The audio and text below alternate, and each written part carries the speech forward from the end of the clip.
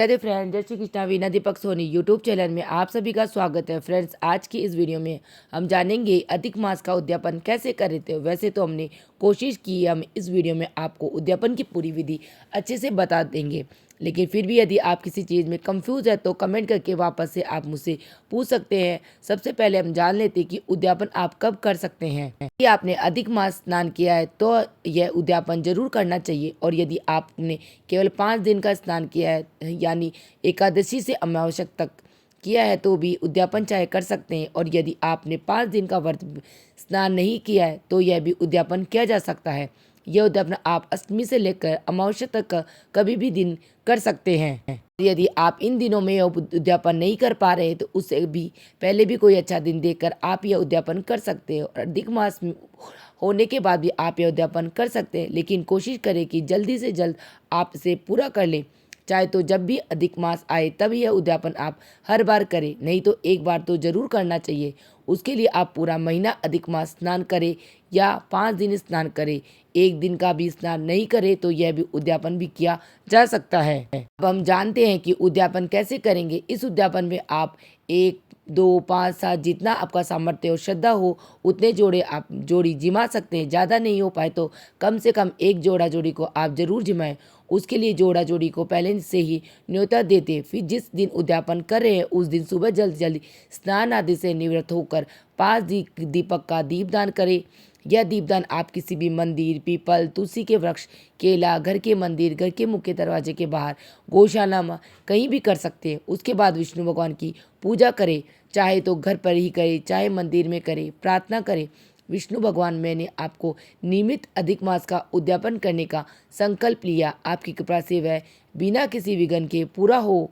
उसके बाद श्रद्धा और सच्चे भाव से भोजन तैयार करें, जोड़ा जोड़ी को जिमाकर तिलक करें, वस्त्र दे और दान दक्षिणा देकर विदा करें।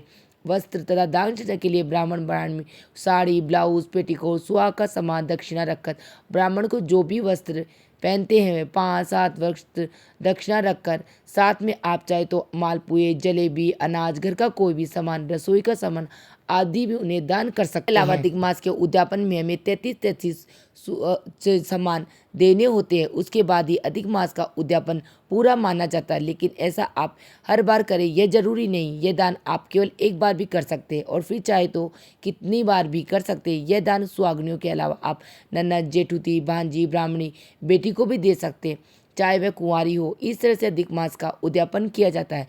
इसके अलावा अधिक मास के उद्यापन के दिन हमें क्या क्या वस्तुएं दान देनी होती है जिससे हमारा अधिक मास का उद्यापन पूर्ण होता है। तो हमारे अधिक मास के उद्यापन के अंदर हमें 33 चीज़ें दान करते। आप 33 मटके ले सकते हैं, लोटे ले सकते हैं। तो मैं आप सबको बताऊंगी कि हमने क्या क्या सामग्री ली है अधिक मास के उद्यापन के लिए।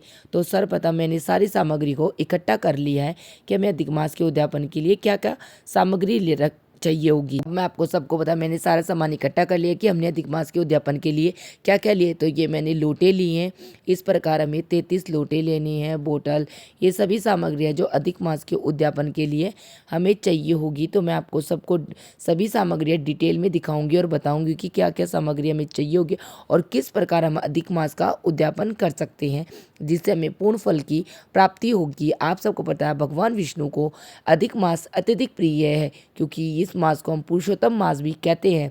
अगर इस महीने में किया हुआ दान दक्षिणा हमें हमारे इस महीने में किया हुआ दान हमें अगले जन्म में पुण्य फल की प्राप्ति बनाता है और हमारे घर परिवार की सुख समृद्धि और खुशियाँ भी दिलाता है। तो मैं आप सबको डिटेल में बताऊंगी, क्योंकि जब भी हम कोई उद्यापन पूजा पाठ करते हैं तो सारी सामग्री अगर एक जगह तो हमें बहुत अच्छी फायदा होता है कि जिससे हमारा पूजा पाठ संकल्प पूर्ण हो जाता है। तो मैं सभी सामग्रियाँ आपको बताऊंगी कि अधिक मास के उद्यापन में क्या क्या सामग्री चाहिए। तो सर्वप्रथम तो लोटे ले लेंगे या आप मटके भी ले सकते हो, क्योंकि अधिक मास के महीने में पुरुषोत्तम महीने में पानी का दान बहुत बड़ा दान माना जाता है।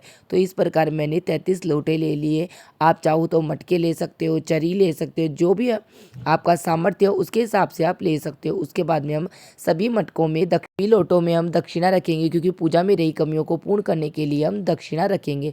तो यहाँ पे मैंने एक एक लोटे में 10-10 रुपये लगा दिया है उसकी। इस प्रकार हम सभी मटकों में लोटों में पैसे लगा देंगे, क्योंकि बहुत ज़रूरी होती है जो पूजा की कमियों को पूर्ण करती है। तो इस प्रकार सभी लोटों के अंदर मैंने 10-10 रुपए लगा दिया। आप अपनी सामर्थ्य और इच्छा के अनुसार दक्षिणा लगा सकते हैं। इसके बाद में मैंने एक एक पैकेट मिश्री का बनाया, क्योंकि मीठा दान बहुत बड़ा माना जाता है। तो इस प्रकार हम सभी लोटों में एक एक पैटी, इस प्रकार मैंने 33 पैकेट ले लिए मिश्री के। अब एक एक पैकेट मैंने एक एक लोटे में डाल दिया।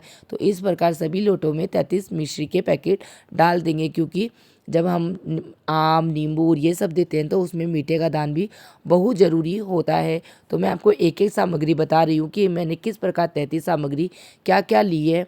तो अधिक मास के उद्यापन के लिए बहुत ही ज़रूरी होती है। उसके बाद में हम शिकंजी का दान यानी ठंडे का लिए, गर्मियों में जेठ के महीने में नींबू का दान भी बहुत ही महत्वपूर्ण होता है। तो मैं एक एक नींबू सभी लोटों के अंदर डाल दूंगी। जो भी हमने लोटे लिए है कि इस प्रकार सभी में डाल देंगे। आप सब सोच रहे कि पानी का दान हम लोटों में किस प्रकार करेंगे। हमने तो सामग्रियाँ रख दी है, तो उसके लिए हम बिसलरी की पानी की बोतल लेंगे, क्योंकि इस प्रकार पानी नीचे गिर जाता है पूजा, क्योंकि हमें संकल्प लेके दान करना होता है। तो इस प्रकार हम लोटों के सभी लोटों के अंदर एक एक नींबू रख देंगे।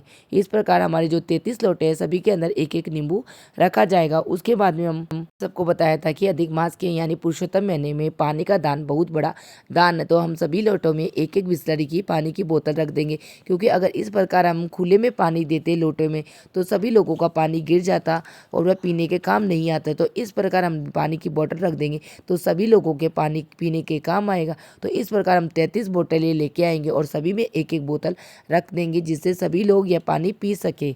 तो इस प्रकार हमें 33 बोतलें लेनी है। उसके बाद में हम उसके बाद में हम 33 ब्लाउज पीस लेंगे, क्योंकि मैंने आपको बताया था ये सभी सामान हमें सुहागन स्त्रियों को दान करना होता है। तो हमें एक एक कपड़ा, आप एक एक साड़ी दे दान कर सकते हो, या आप अपने सामर्थ्य के हिसाब से दान कर सकते हो। तो यहाँ पे मैं एक एक ब्लाउज पीस रख, तो सभी लोटे के अंदर मैं एक एक ब्लाउज पीस रख दूंगी।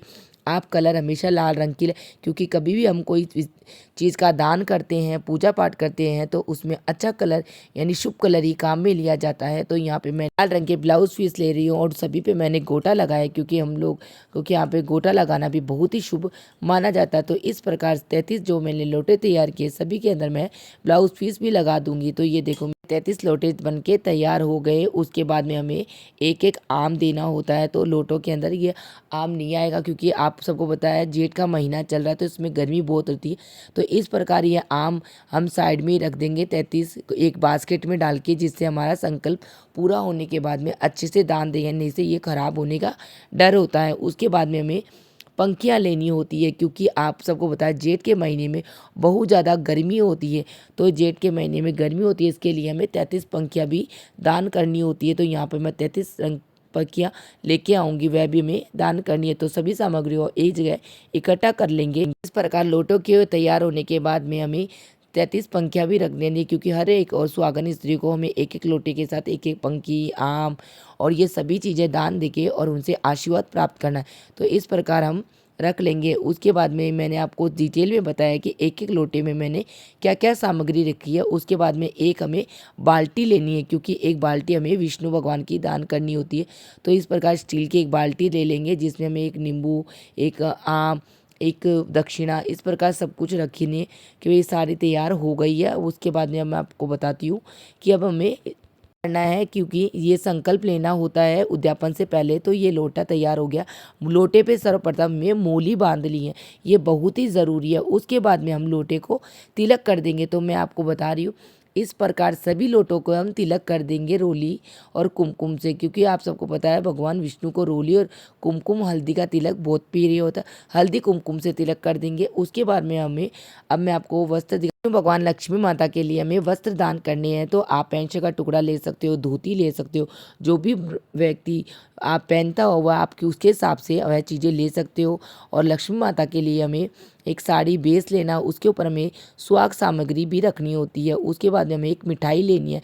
मिठाई आप जो भी ले सकते हो, मालपुए ले सकते हो, या आप जो भी मिठाई आप दान करना चाहते हो वो आप ले सकते हो। तो इस प्रकार हमें चप्पल भी देनी होती है। तो मैंने विष्णु भगवान माता लक्ष्मी के लिए चप्पल ले ली है, और एक छाता भी हमें अवश्य दान करना होता है। तो इस प्रकार मैंने 33 फल का गिनती करके भी साइड में रख ली है। तो ये टोटल सामग्री है जो हमें उद्यापन के दिन चाहिए होगी। इन सभी सामग्री, ये वो टोटल सामग्री है जो हमें अधिक मास के उद्यापन के लिए चाहिए होगी। ये टोटल सामग्री आप एक चौकी पे लग सकते हो या आप कुछ चेयर पे, किसी पे भी ये सारा सामान एक साथ जमा सकते। ये मैंने टोटल सामग्री मैंने चेयर पे जमा ली है, क्योंकि हमारे लोगों के लिए कभी भी हाथ फेरते हैं यानी उद्यापन किया जाता है तो वो नीचे नहीं किया जाता। तो इस प्रकार में ये 33 चीज़ें हैं तो हम नीचे नहीं रख पाएंगे व्यवस्थित तरीके से। तो यहाँ पे मैंने 33 लोटे सभी चीज़ें सामग्री एक के ऊपर एक रख के अच्छे तरीके से जमा लूँगी। उसके बाद में हमें अधिक मास का उद्यापन कर रहे हैं, इसके लिए हमें संकल्प लेना होता है। तो अपने सीधे हाथ में हम थोड़ा सा जल लेकर फूल पुष्प लेके हमें अधिक मास के संकल्प लेना ही। भगवान, आज मैं आपका अधिक मास का संकल्प ले रही हूँ कि आप मेरे संकल्प को पूर्ण करना और मेरी अधिक मास के उद्यापन को सफल करना। आप अपने इष्ट देवता, कुल देवता सभी का नाम लेके इस प्रकार संकल्प लेके वो जल है हम नीचे छोड़ देंगे। उसके बाद में हमें हाथ घुमाना होता है यानी हाथ फेरना होता है। तो हम यहाँ पर क्या करेंगे, अपने सीधे हाथ में थोड़ा सा सर्वप्रथम तो हमें टीका करना होता है। तो हम दोनों हाथों में रोली के छींटे लेके तिलक लेके उसको छींटे मार देंगे। तो इस प्रकार हम तिलक कर दें। उसके बाद में हमारी चुनरी होती है उसको ओढ़ के और चुनरी को सीधे हाथ में लेकर और इस जो भी अधिक मास के उद्यापन की सामग्री आप लेके आए उसके ऊपर से 7 बार घुमाकर वार देंगे और हाथ जोड़कर क्षमा याचना करेंगे। अगर भगवान मेरे अधिक मास के उद्यापन में कोई कमी या गलती हो गई है तो उसके लिए आप मुझे क्षमा करें और मेरी मनोकामना को पूर्ण करें। इस प्रकार व्रत का संकल्प पूर्ण हो जाएगा और हमारा अधिक मास का उद्यापन भी पूर्ण हो जाएगा। उसके बाद में जो आपने विष्णु भगवान, लक्ष्मी माता के वस्त्र रखे हैं या आप अपनी सास को प्रणाम करके उनको भी दे सकते हैं या मंदिर में पंडित को भी दे सकते हैं या आपकी जेठानी तो आप जेठानी को भी दे सकते हैं या आपके घर में आपसे जो भी बड़ी है उसको आप प्रणाम करके ये बेस और ये चप्पल, छत्ता, ये मिठाई, ये कुछ दान दे सकते हैं। आप अपनी ननद को भी दे सकते हैं। उसके बाद में आप सब पूछेंगे ये 33 सामग्री है, इनका सबका क्या करना है। तो ये 33 सामग्री आप 33 सुहागनियों को अलग बांट सकते हैं, जिसमें आपकी जेठानी, ननद, जेठूती, भांजी, आप किसी को भी दे सकती है या मोहल्ले में आपसे बड़ा जो भी है उसको आप दान कर सकते हैं या आप मंदिर में भी दान कर सकते हो। इस प्रकार हम अधिक मास का उद्यापन करते हैं। और आपको उद्यापन वाले दिन अगर वो ब्राह्मण आप अपने घर पे बुलाकर उन्हें खाना भी खिला सकते हो और उसने ये सभी दक्षिणा भी दान कर सकते हैं। तो इस प्रकार हम अधिक मास का उद्यापन करते हैं। आप सबको मेरी उद्यापन की विधि कैसी लगी मुझे कमेंट बॉक्स में जय श्री कृष्णा लिख के ज़रूर बताना। और मैंने आपको यहाँ पे डिटेल में बताने की पूरी कोशिश की। अगर फिर भी आप लोगों का कोई कमेंट हो, डाउट हो तो आप मुझे कमेंट बॉक्स में कमेंट करके पूछ सकते हैं। मैं रिप्लाई करने की पूरी कोशिश करूंगी। आप सबको मेरी अधिक मास के उद्यापन की विधि कैसी लगी मुझे कमेंट बॉक्स में कमेंट करके जरूर बताना। और मेरा वीडियो आप लोगों के लिए थोड़ा सा भी यूजफुल है तो प्लीज़ वीडियो को लाइक कर लेना, चैनल को सब्सक्राइब। फिर मिलते किसी और वीडियो में, तब तक राधे राधे फ्रेंड, जय श्री कृष्णा।